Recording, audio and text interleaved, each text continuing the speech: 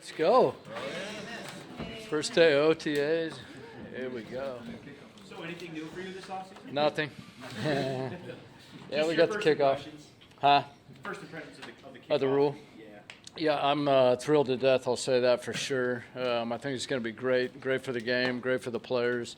I think, one thing I've already noticed, players coming into my office and they're excited. They're like, hey, tell me about the rule. And it's some of the down-the-line players that it's going to matter to. I think it gives those guys more importance. The guys who can contribute on special teams, not that we were one of them, but I think that a handful of teams around the league started to devalue the back end of the roster just a little bit there.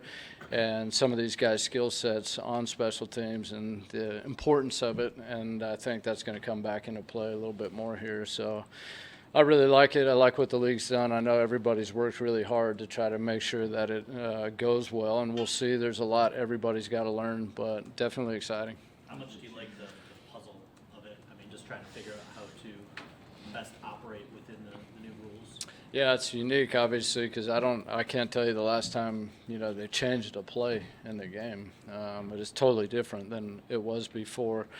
I say that there's a lot of similarities, but there's a lot of changes, and so there's a lot of things that are new. This time of year, we're trying to experiment as much as we can, obviously, and putting our guys in a bunch of different situations, both in schemes, positionally on the field, alignments. How we're trying to play the play, mindset, mentality of it, kind of all of the above, and just trying to figure out a lot of things. Every time we do a drill, we do it a little bit differently with different guys in different places.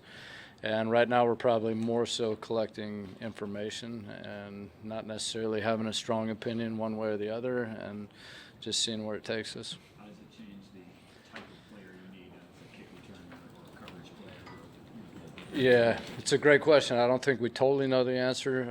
I do feel like there's definitely a place for guys that are very sudden and quick, because you no longer have the 40-yard build to speed, and now you're very fast long speed, but short area quickness not so much. It's becoming more of a short area play. You got a guy lined up 5 yards across from you. He might settle a little bit and make it 7, but you're trying to beat a guy in a 7-yard space. And so I think it is a little bit more quickness-oriented, both in the coverage game and the return game. I think guys' abilities to flip their hips, kind of similar to secondary player type guys, flip their hips, match guys in the return game is going to be important. But there's a place for everything. I think at the end of the day, what it really is coming down to is a bunch of one-on-ones out on the field, which is really what the NFL is built on anyway. And so it's just how can you beat the guy across from you? And there's always been a lot of different ways to get that job done. And a big part of it is just knowing who you are and who he is, and then playing to your strengths or trying to tailor the game to play to your strengths as much as you can. What does it mean to have C.J. Moore back in the unit? Yeah, I'm obviously excited to have him back. We hated seeing him go, but anyways, it's great to have him back. He's an energetic player. He's always got a positive attitude. He's an optimistic person, and he is a very sudden player too, so that helps. But yeah, we're definitely excited. Back to the kickoff for a second. Do you think I don't know, maybe it's too early to know, but how will it impact scoring and those opportunities, I guess? Yeah, I think the league's goal, the league knows that scoring is directly tied to field position, and the further out you start, the better your odds of scoring points. And I think everyone knows that the league wants points.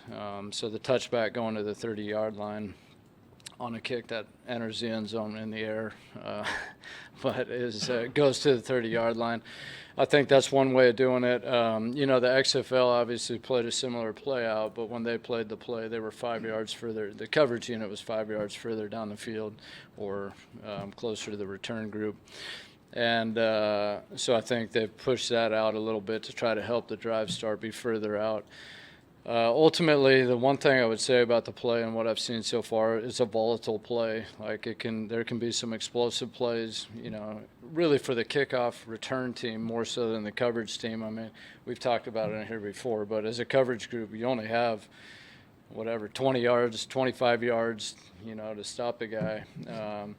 but the return team's got 75 yards to go the other way. So there's more opportunity for the return team, I think, to have more explosive plays. I think those things will show up. They've spread the field with our alignments so that it's hard to get an overloaded number of players at the point of attack. If you kick the ball all the way in the left corner, there's a couple of guys out there that are 50 yards away from the ball laterally, and it just takes too long to get over the top of the ball, so some of those guys can't show up. By the time the returner goes 35 yards, they have to go 50. You can't get there unless you're just way faster. Did you pay any attention to the kicker for the Michigan Panthers who had these real long field goals, and if so, you thought about trying to get him in here? Yeah, I've seen him. I'm not going to go into specifics on any individual player, but obviously I'm happy for the kid. He's having a great year, and from what I understand, it's a pretty cool story. I mean, he was like a backup kicker, kickoff specialist, and got a chance to do it, and is making the most of it, it sounds like. So. You did bring in James Turner to compete for that kicking job. Just looking at the college numbers, accurate, didn't get a whole lot of opportunity to kick from distance. Can you maybe provide a scouting report and how much of a threat or a competitor is he for that position? Yeah, the first thing I'll say is anytime you have two guys in here, I think, I would never tell a player you're coming in here just to, service a role or be another camp leg, some people call it. Like, I don't get that at all. I think anytime you bring somebody in, you're giving them a chance to compete for a job, so I certainly see it that way. Now, that being said, obviously he's going against a player in Badgley who's a very high percentage kicker, and he's going to be tough to beat, and he looks really good and has done a nice job. He's worked hard on bringing his range out maybe a little bit further than it's been, and he's looked good doing it. So I'm excited about him. James, on the other hand, has got a huge leg. I know he hasn't hit a million long balls, but he's got plenty of leg in him. Very, very good. Much better than average. So anyway, he's very encouraging.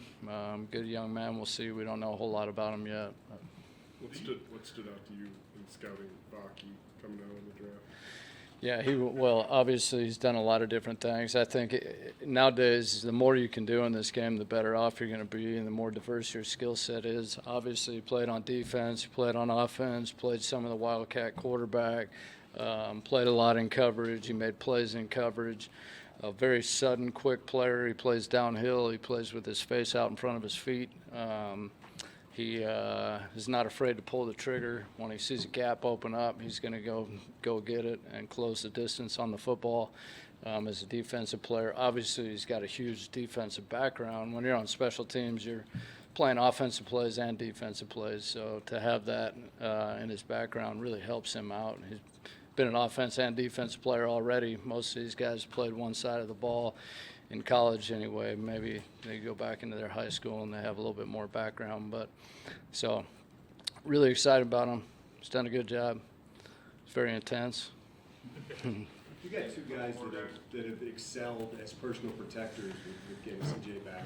Have you ever been in a position where you've been situational with that guy before? Yeah, I said to Solomon, he asked me the same question. I said, we'll just play with two of them. But, yeah, we'll see what we do. At the end of the day, it kind of comes down to the same thing we always talk about, finding a way to put your best 11 out there and then putting them in a position that it makes the whole greater than the sum of the parts. So we'll try to do that with those two guys. Obviously, they both played that PP spot. Germ's done a great job with it. CJ did too. So we'll make the most of it. I don't have the answer for you yet. Between those two and Baki's offensive potential, I mean, does that just get your brain spinning on your fake ideas? Yeah, we've talked about that a little bit already. So, yeah, we're started down that road, but we got a long way to go. With the changes this year, is there more time carved out in camp and practice, et cetera, just because it's all new? Yeah, it's a great question. I was sitting there thinking about that myself actually today, and I don't know that teams are going to adjust the amount of time so much, but I do think you got to maximize your time, and you definitely have to shift your attention where, a year ago this time of year we didn't spend much time on kickoff and kickoff return, and then in the season not so much either, and now it's definitely going to have to be closer to 50-50 balance probably. So it's going to change the way people prepare, which is going to put some pressure on us, which I think is good. I know the league put a lot of emphasis on what the special teams coaches had to say when it came to that play. Can you just share, what you maybe added to the process when we're talking to Rizzy at the owners meeting? Yeah, I don't add very much to that stuff. No, I always say, just give me the rules and then we'll figure out the best way to play it. That being said, I think the thing that was important from my standpoint is that the play is a play that that both looks good and gives both sides of the football a chance to compete. And we don't want a dirty play, meaning the ball's all over the ground, it's hard to field, no one, and it turns into a scrum. Returners are trying to catch it. So like the XFL, they had one returner back there deep. They could only have one guy. And we felt like, teams are just going to try to put the ball on the ground, which I think they'll still try to do in some way. But at least we can have two guys back there, so that'll talk some teams out of some of that stuff. But my biggest thing was, hey, let's give both sides a chance to play the play and make it competitive and compete against each other, and then we'll find out, who does a good job coaching, who does a good job playing, and it'll be a nice, clean play for everybody to see. And it'll look similar to what we've had in the past, not something totally different. And I know I said the play's different, but the truth is, if you just took like our kickoff from a year ago and you're watching a film and you hit start and the ball's kicked and the cover team starts running down the field, if you pause the film back here, it's pretty close to actually that right there. So what the league's done in essence, to a large degree, is just taken out the 40-yard free run, that you used to have. And honestly, it's like anything, at first you say, I'm a traditionalist. I love the old way. I love the game the way it was. The game's different now. But you start practicing it like that, and you're like, this is great because we can practice it a whole lot more. We can get more reps in. It's putting less tax on guys. And I think that's another way to look at the play is like, really, it's your first defensive play, and it's not any harder. There's always this, well, the guy's playing on defense who shouldn't be on special teams. Well, hey, you want the ball at the 25 or you want the ball at the 40, and the bottom line is no one's running more than 15, 20 yards on a play. So it's really not that taxing. It's probably less taxing than a defensive play. The next thing they'll do is move the safety up. You can't line up back there at 15. Just throwing it out there. All right, appreciate it.